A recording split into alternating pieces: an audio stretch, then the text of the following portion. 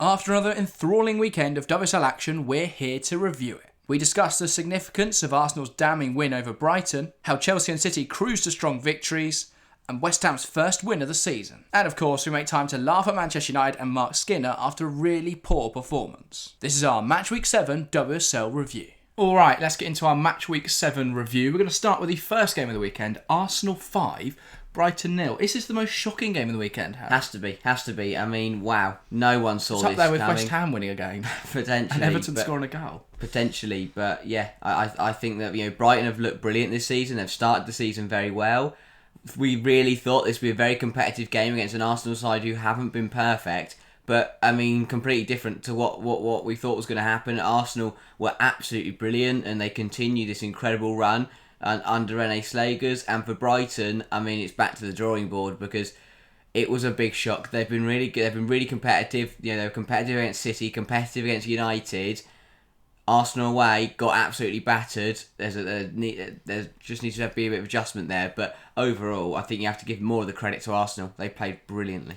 Arsenal, they just simply overwhelmed Brighton. They just kept coming forwards, and that constant barrage just left Brighton under so much pressure, and eventually they kept succumbing to it. I thought it was a really impressive performance from Arsenal. It was really relentless. Something we've not seen from Arsenal this season. Often they've been clinical and often impotent in attacking areas, but here they were ruthless and they went and won 5-0. Yeah. And so I think we're seeing here the quality in this Arsenal side is very high. If you get them playing together well, you get them playing with confidence, it will work out. The two big things to take away from this conversation. Well, let's talk stats first, actually. 52% possession for Arsenal, 18 shots to 6, 8 on target to 1. That's that ruthlessness. That's that relentlessness I was talking about. But yeah, the takeaways from this game then, you can look at it Arsenal way or Brighton way. The Arsenal way is, does René Slagers deserve to keep that job then? Potentially so. I mean, she's turned that front four into clinical, so I think that is huge. They just look so much more solid as a unit. I think the defence early part at the start of the season looked all over the place, and organisation-wise, the team just everyone seems to be back together. Morale is sky high. The squad seem to have that belief again, and as I said, you've got Beth Mead back in the goals. You've got Russo firing. You're getting players into the game, and that is huge because the one big criticism of Arsenal is their lack of clinicality. They proved on Friday night that perhaps that's gone to, they did really, really well to find the back of the net 5 times. And well, suddenly they scored the third most goals in the league. They're sat 4th, a point behind Brighton in third, and they look competitive again. Yeah. So I think there is a strong argument that Slagers should stay, especially now that Nick Custings has turned down the opportunity to manage Arsenal. Unless a big fish comes available, I think you've got to back Slagers right now. Yeah, 100%, and it's one of those proofs in the pudding. She's done all she can to prove that she deserves the role, and I think she does, and I'd be surprised if she didn't stay.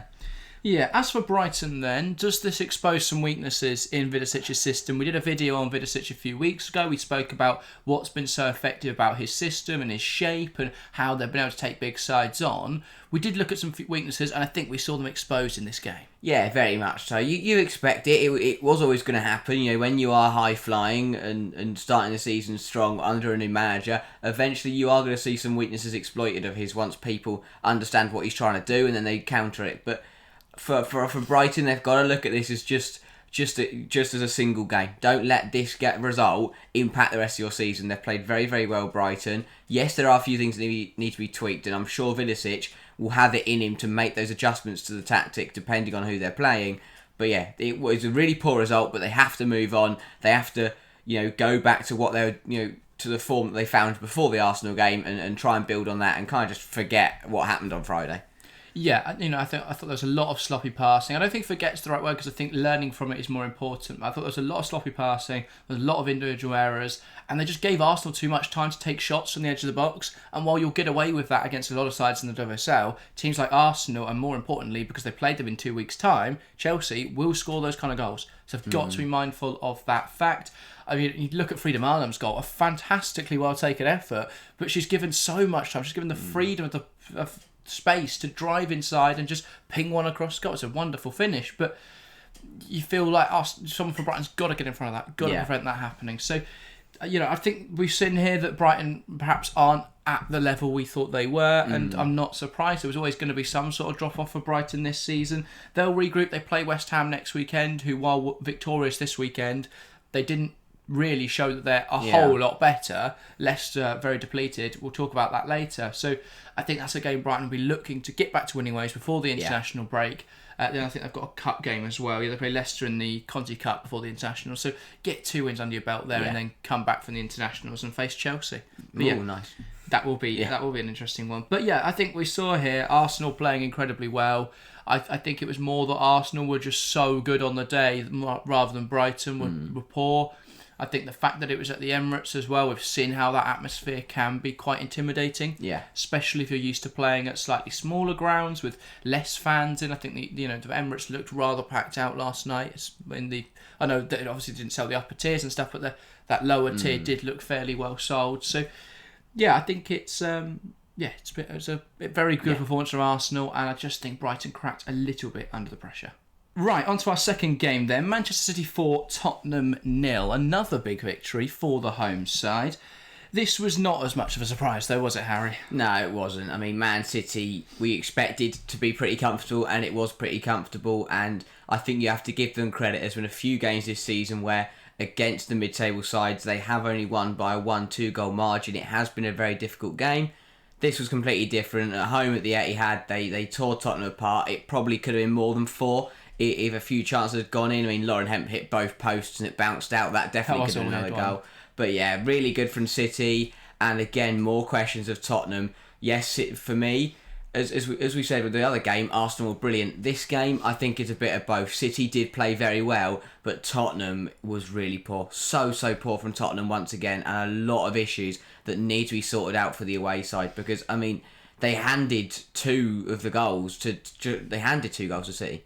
And that was poor. It's that classic conundrum, isn't it? Did Lauren Hemp make the Tottenham defence look bad, or did the Tottenham defence make Lauren Hemp look very good? Now, I think it's a mixture of the both. I thought Hemp was at her creative best during the game, Khadija Shaw at her most prolific, and when that comes together, it's hard for any defence to stop, but especially a defence like Tottenham's at the moment, which is so hamstrung, it's so disorganised, it's been a really difficult season for Tottenham so far. Yeah, I mean, 40 seconds into the game, away at Manchester City, away at the league leaders, and Claire Hunt stops on the ball and gets dispossessed by Khadija Shaw and they concede. You just can't afford to do that. First 40 seconds, either, if you're confident, play it out the back and move the ball. If you're not, just smash it out the pitch. You don't go to the league leaders, try and play out the back and just stop. You can't afford to do that, and it's things like that. It's individual errors that can cost Tottenham dearly. We criticised their...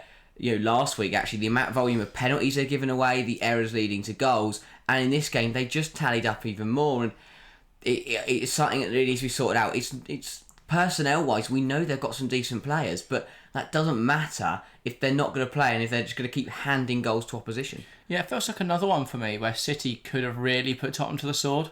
You look at the statistics, 71% possession to 29%. Tottenham barely had a kick. 19 shots to 9, 7 on target to 1, 8 big chances created for Manchester City, and yet they missed 4. Yeah. What a completely different game this could be. 4-0 looks great, but 8-0 looks utterly ridiculous. Yeah. And so that, for me, is the key difference right now, is because, like Chelsea, for example, have beaten sides 7-0. They've put 5 past Everton without reply. They've put 5 past Tottenham, and Tottenham did get 2 on that day, but they have been battering teams. City, while they have been claimed this was a big win and this is a good step, it feels like one where they could have had a few more, and then that just looks even more emphatic. Yeah, and I think they would have wanted that. But overall, a really strong performance. They completed over 700 passes, which is ridiculous. Tottenham barely touched it. It was utterly dominant for Manchester City. Yeah, I think the thing that will please Gareth Taylor will be the control they had in the game. They were in control for the whole 90 minutes. There was... yes, Tottenham had a few efforts themselves, but there wasn't a single point in the game where Tottenham remotely looked like scoring. And yeah, I mean, I think it'll be a very pleasing performance, and it is a big one with Chelsea coming up this weekend. It's exactly what you wanted. A dominating performance, no worries whatsoever. It was just Hemp and Shaw firing. Roared with another incredible game since she came back from injury. Defence looked pretty solid, even without Leia Alexandri. Yeah, all all round really good from Manchester City. I think there's no doubt that Man City's first 11 are there now. They're there to compete with Chelsea for the title. The question mark comes is, if they get a few injuries, if they have to rotate a bit, do they have the players? Because I personally don't think City have the depth right now. If Yui Hasegawa gets injured, they may as well call off the season for City because they don't have another defensive midfielder. I know they can sign players in January, but failing to do that, they are in a tough spot. So I do think they need some January reinforcements. But overall, they just look really, really good. They're only 7 goals behind Chelsea now. They've only conceded 1 more. I know that puts 8 between them in the goal difference, but that is catchable. And, if they beat them this coming weekend, suddenly City look like they're in the hot seat. So it's a close one. I think they're there though, City. They're there to compete now with Chelsea. I think they'll still be annoyed about that draw against Arsenal. They played really badly there, but that is a really important result in the context of this season. If Chelsea are now to beat City and then beat United, they could find themselves 5 points clear, which would be a really commanding lead. And that's how quickly this could flip around this season. Chelsea could easily lose to City and United. They could easily beat them both. So I think it's going to be really interesting to see what happens over the next 2 weeks. For City, though, they've just got to keep doing their stuff. Chelsea's got to be the same sort of thing, the same prep. Don't overthink it. And see what you get from the game. It's going to be a really interesting match at Stamford Bridge on Saturday. They've also got Champions League in the week to contend with, so their thoughts will be on that. Tottenham, they welcome Arsenal on Saturday, which I think after watching Arsenal on Friday night, they will be very unhappy with. But that will be very interesting. It's getting tough. It is definitely getting tough. Let's get on to our next game then. The first game of the Sunday games. Liverpool 0, Chelsea 3. Interesting game. Do you think Chelsea were very good, or what happened here? Because I actually thought, despite the scoreline being relatively low, I thought this was one of Chelsea's better performances of the season. Yeah, I don't think 3-0 against Liverpool is low. Liverpool were a very, very good side, and it was always really difficult. I think that it wasn't a box office game, I'll be honest. I think that the second half, nothing happened. I think that's fair. Obviously, I know Beaver Jones scored late on, but I don't think much happened in that second 45. It was pretty even 45. And even in the first 45, I think, again, for the first half an hour, it was a very even game. It was a bit like a basketball match, one side and then the other attacking. And then Chelsea did what they've done all season, which is have that 5-minute burst where they scored 2 goals and put the game, and then flip the game on its head. And then suddenly it went from, in the 35th minute, it was like, okay, well, can Liverpool will Liverpool get to half time? Can they get a draw from this? And then 10 minutes later, Chelsea were 2-0 up, and the game looked out of sight for Liverpool. Yeah, indeed. And I think the stats back up exactly what you're saying about that first and second half difference. In the first half, Chelsea had 70% of the ball, 13 shots to 2, 7 on target to none from Liverpool, 4 big chances to none created for Liverpool. In the second half, only 4 shots from Chelsea, and Liverpool did start to come back into it a little bit more possession, and 6 shots in the end. So they didn't create a single big chance throughout the game, though, Liverpool. And that, for me, is a really damning statistic. And Chelsea was 17 shots throughout the match.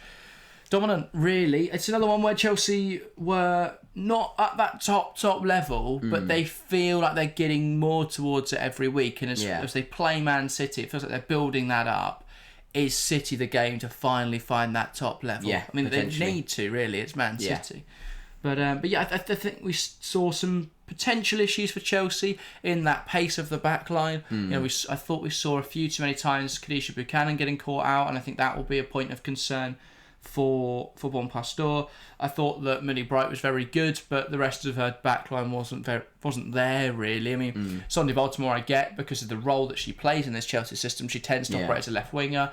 Bronze I don't understand ever where she is, but just keeps getting caught too high. I mean, it speaks volumes that she was brought off at half time. I think Lawrence coming on after 45 minutes really showed where Sonia Bon Pastor is with Lucy Bronze. It wasn't good enough. But I think that's the thing, though, isn't it? Chelsea's shots went down in the second half, and their overall attacking display went down. But also, and they conceded a few more shots. But I thought they looked more secure in the game, and that's the thing, isn't it? I think we sacrificed a little bit of control or a little bit of attacking display to be a little more defensive with Lawrence on instead of Bronze, which I didn't think was too bad. I thought it was very interesting we saw Lawrence come on and not Ev Perisset. I think that shows exactly where Perisset is in Bon Pastor's plans. Now, it could just be that Perisset's in line to start on Wednesday. I think she probably will start on Wednesday.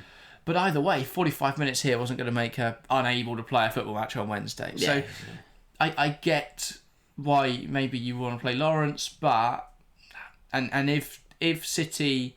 If Bronze isn't fit to play City, it probably will be Lawrence to play that role. But I feel like this is the chance to give Perisset an opportunity. Because she's not had any this season. Yeah, it feels like, every position, it's got to be right on Saturday for Bonpastor. As you say, Celtic in the week should be quite comfortable. But yeah, I do think Saturday is huge. You've got to get the selection right. And as you say, it will be a brilliant game for Perisset to come into. But the problem is, if she's only played every now and again in the Champions League, I don't think it would be smart for Bonpastor to throw her into Man City at home.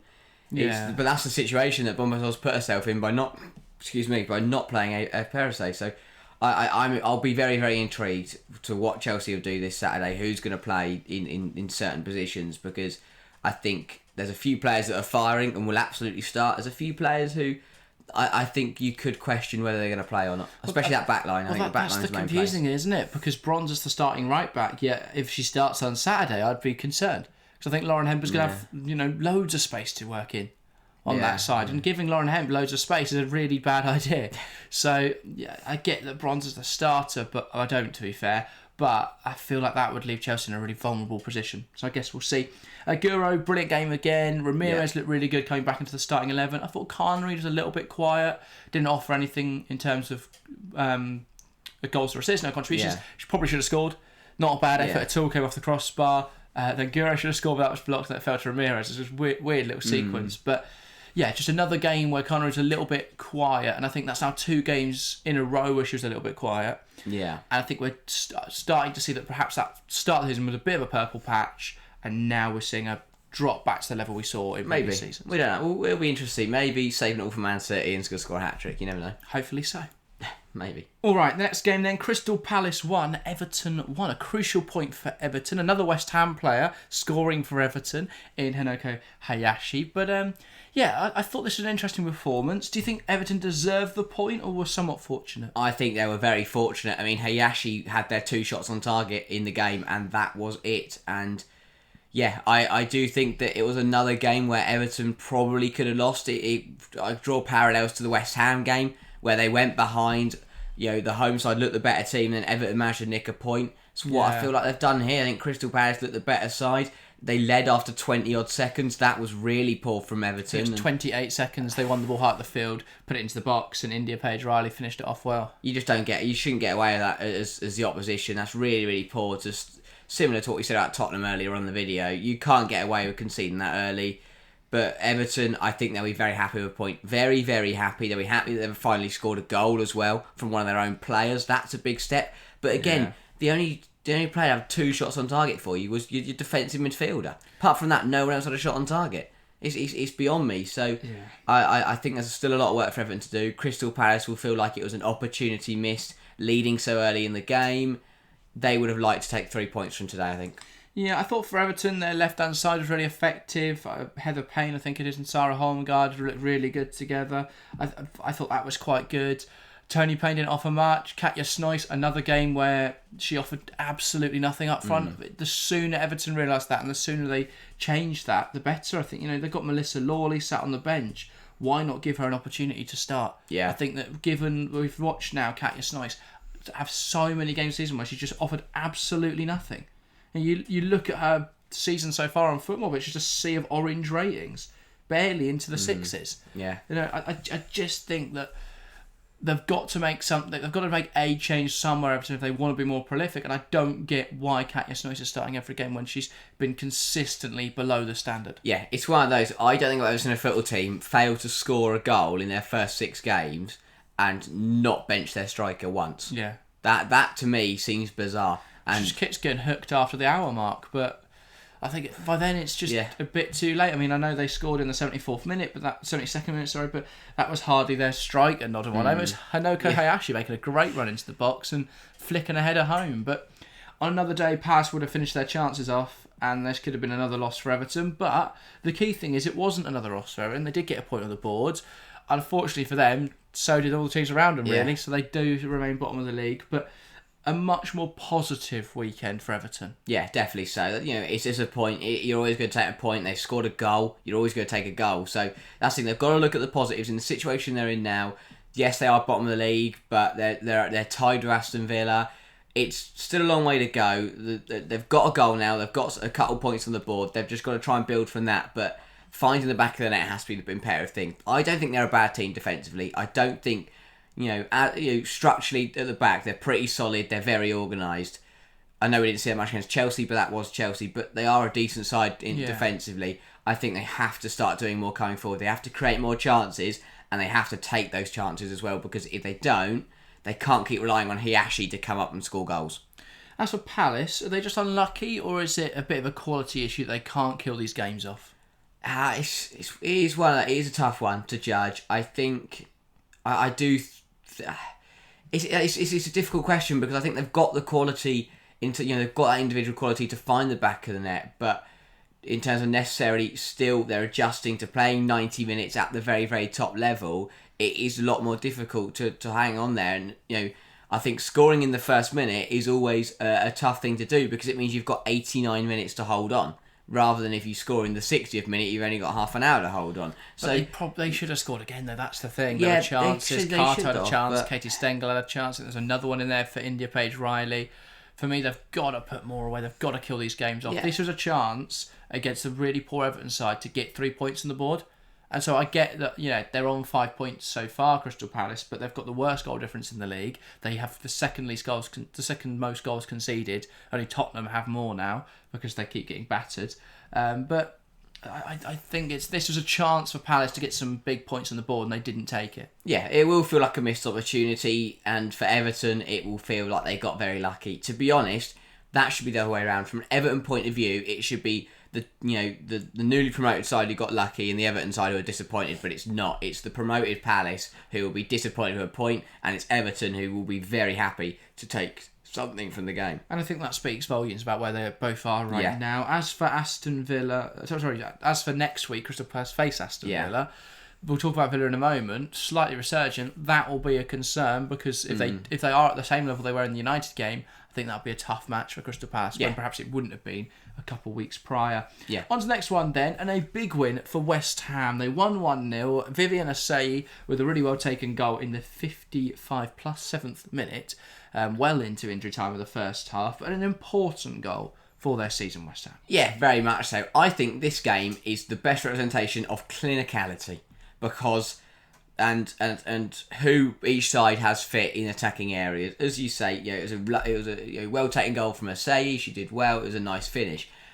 And I think the stats show, the 9 shots for West Ham, and they put 6 on target. Really clinical. Every shot they had, they worked the goalkeeper, they put the Leicester defence under pressure, and they tried to cause issues. When you compare that, to Leicester, who had 7 shots and only put 1 on target, that shows exactly where Leicester are right now. No Rantala, no Mouchon is having a massive impact, because they have nothing going forwards. I mean, West Ham nearly had more shots on target than Leicester had shots in total. West Ham, credit to them, they were very, very clinical. Yes, they only scored a goal, but all their shots tested the goalkeeper and were very high quality shots. Leicester, they need to find a way to score without Rantala or Mouchon, because if they just sit there and wait for them to come back, it could be too late. They're in a really difficult position. It's like saying, find a way to score without any of your forwards. It is, but they have. Yeah, I know it is it's a very tough situation that Leicester are in, because they've lost 2 key players in attacking areas. Yeah, and I think that's showing, because again, they're not a bad side defensively. We know they've got a decent back line. If it wasn't for West Ham's attacking prowess, I think this would have been a 0-0 draw.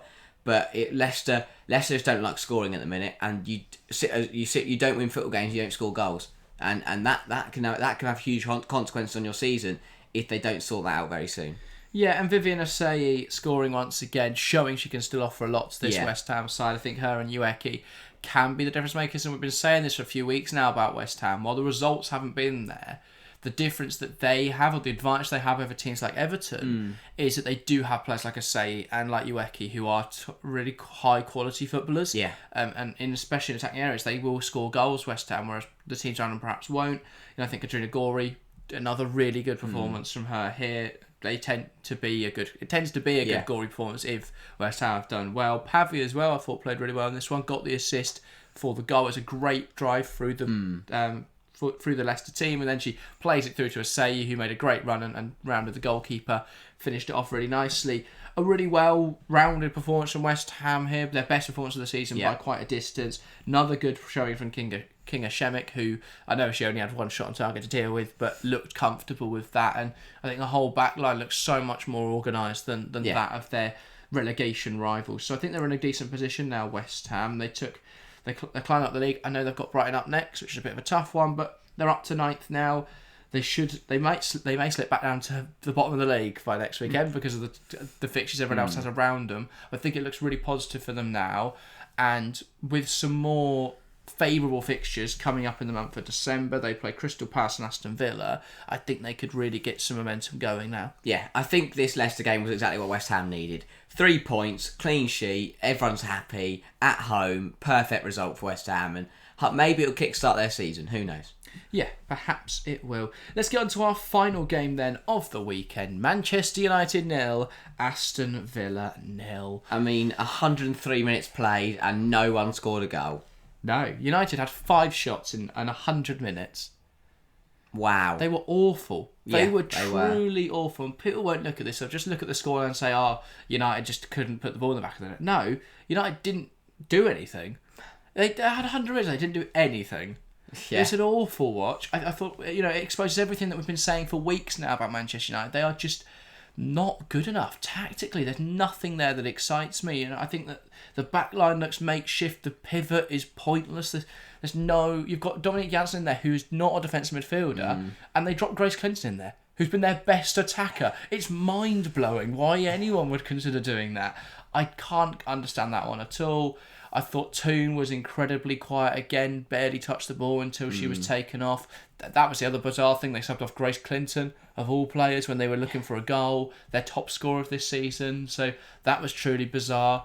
So many decisions make no sense to me. Yes, Man United side. I thought Jade Riviere had a really tough game, but she's only just back from injury. Yeah. Why throw into something like this? Kirsty Hansen had a great time because every time she ran at her, she could just go around her because Riviere just isn't match fit. No, it was a really difficult one, and there were so many problems with everyone on that in a Man United shirt on that pitch, apart from Tullis Joyce and Letizia, and I think Gabby George, who had a very, very good game. I think everyone else struggled a lot, especially in attacking areas. But some of them, I think you're right. Dropping Clinton deeper, not still playing Toon. That's Skinner. Don't know what he's doing. But I think he got the Mallard one right. Scoring a late equaliser against Arsenal. You're rewarded with a start. What did she do? Absolutely nothing. Well, to be fair, she had the best. Yeah, she had the only chance of the game. And it was the ball came into the box and she got the header all wrong, admittedly, but she made the run for that. She did. Turland, I think. I don't know what to think because Turland was incredible last year and it looks like she's gone to Man United and Skinner's taken all the ability out of her. Well, the problem is, if you don't provide Turland with service, she's not going to be able to do anything. Yeah. I don't know. They had one cross all game, and then that was their only shot. They had 5 shots, 1 on target, 1 big chance. And the one on target was a speculative effort from Clinton. Well, that's skewed as well because at the end they had a couple free kicks. They just kept smacking it in the box and it would get cleared of boring. But yeah, I think that they're not shots. Well, no, but they were having shots from those balls in. But yeah, I think there's problems for United. I think personnel wise, I think tactically, I think in management. But we've said that for the last year and a half. They got dominated by a side who, at the time of playing, were bottom of the league. Yes. Aston Villa had 59% possession in this game.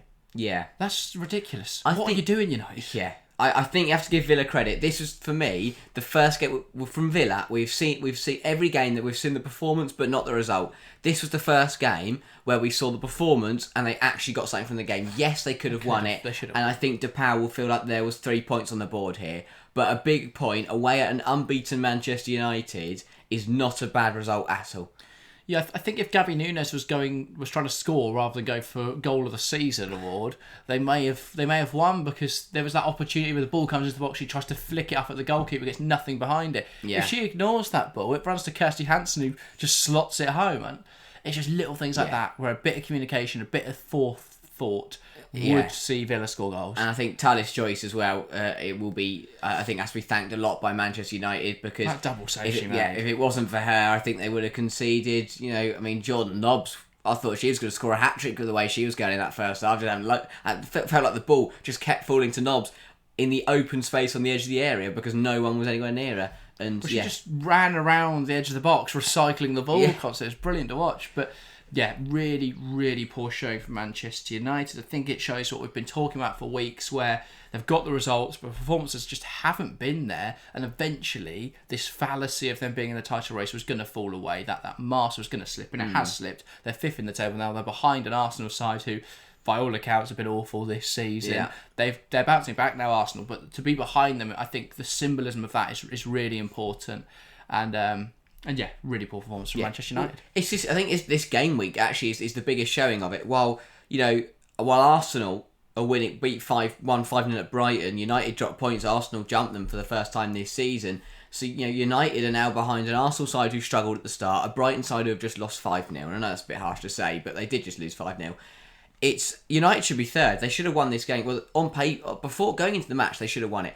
I think they can be very happy with a point, to be completely honest. And that is the problem for United, is that from this game, the way it planned out, United should be very happy that they got a point from this game, that they are still unbeaten in the league, because they should have lost the game. Yeah, they should bounce back with Leicester up next weekend. That shouldn't be an issue. But then they play Chelsea after that, and well, if they play like they did against Aston Villa, Chelsea will get a hatful. I mean, it's been 3 draws in a row now for United. If we know something about Leicester, is that they can't. They're really good at defence. They're really strong in defence, but they can't score a goal at the moment. So that's probably another 0-0 draw. Probably. So yeah, let's keep drawing games. United. Low scoring draws seem to be on the cards for Manchester United.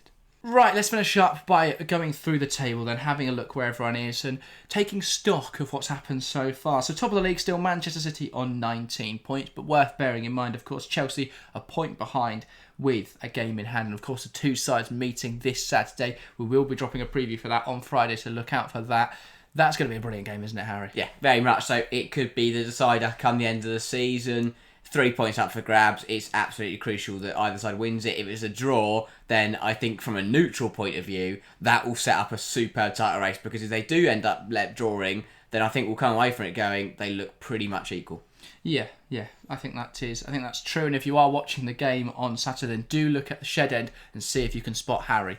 That's your new task. Then in third, it's Brighton with 13 points. A good start to the season, but a really damning result this weekend. They should get back to winning ways, as I say, against West Ham next weekend. But yeah, a really poor result for them. They are on 13 points. And it's Arsenal in fourth on 12, a resurgent Arsenal now. I think they are looking good to make Europe now, Arsenal. And I think they will probably keep René Slegers permanently now. So this does seem to be much more positive for Arsenal. In fifth, it's Manchester United, also on 12 points. A pathetic draw this weekend. A bad run of form now for Manchester United. And a Leicester side who need points coming up at the weekend. That could be a really tough game for them. Yeah, it could be. And they can't afford to keep dropping points. No. And then Chelsea the weekend after that, in the little blank game week. That's going to be a weird one. But I think that'll be a tough one for United. Then in sixth place, it's Liverpool with 9 points. A bad result from this weekend, but Chelsea are a good side.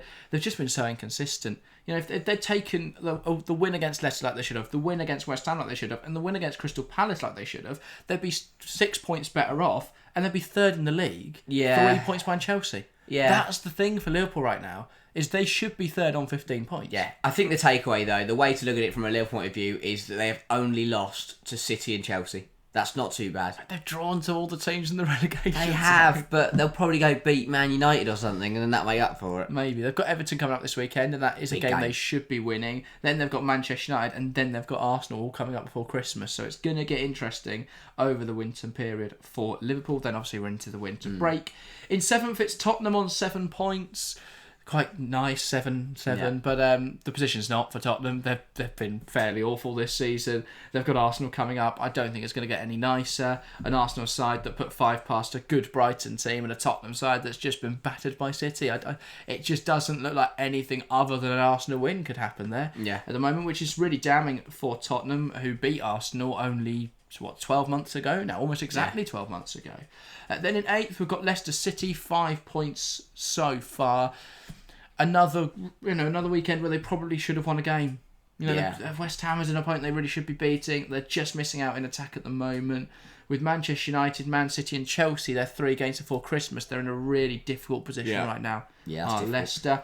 In ninth, it's West Ham, a resurgent West Ham now, with Vivian Asai getting on the score sheet this weekend and then beating Leicester. 5 points for them now, starting to repair their goal difference somewhat. Then in 10th, it's Crystal Palace, a team with the worst goal difference in the league, but they do have 5 points to their name, which is quite useful. They'll be looking to try and pick up some results over the next few weeks. They've got Aston Villa, West Ham, and Man United before the winter break.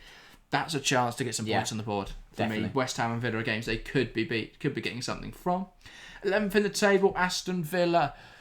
Just a season where they haven't got the results they've deserved, really. They should have beaten Man United. They didn't. They probably should have got something from Chelsea. They didn't. Possibly could have got something from City. They didn't. So, tough times for them. But they are now on to 3 points. It means they avoid being bottom of the table on goal difference, because there are Everton on -11 with 3 points. But a big point this weekend, a Merseyside derby coming up next weekend. They have Liverpool, Tottenham and Man City before Christmas. Normally that would look awful, but Tottenham right now, that can be a game Everton can take advantage of. Yeah, definitely so. And a Merseyside derby is the perfect game to get your first win of the season. Get a huge opportunity to get one over your rivals and to really fire your players up. Yeah, definitely. So that's how the WSL looks right now. Very exciting season so far. This weekend, arguably the biggest game of the season. Chelsea hosting Manchester City. That is going to be good. Unfortunately, we're not about on Saturday to stream. Well, not unfortunately, we're at the game. I'm looking forward to it. Can't wait. But we will be back on Sunday to stream the Merseyside derby. We'll probably end up talking a bit about the Chelsea City game as well on that stream. And then, of course, we'll be back next Monday to review it. We will be putting out a preview for Chelsea City as well on Friday, so look out for that. And then, in addition, Champions League over this week and next week. We will be live, so look out for all of those. This week, we're streaming both the Bayern game, Arsenal Juventus game, and Man City Hammarby, and then on Wednesday Chelsea versus Celtic. So yeah, lots of football coming up for you to enjoy with us, so that will be good. That's everything though for this video. Thank you guys very, very much for watching. If you want to see more, there's a video on screen now from last week, which we spoke about what, Harry? I can't remember. Serena Weigman, I think, and Steph Houghton. Yes. That sounds like last week. Go and give that a click. That'll be on screen now. But that's everything from us today. Thank you guys very, very much for watching, and we'll see you next time. See ya.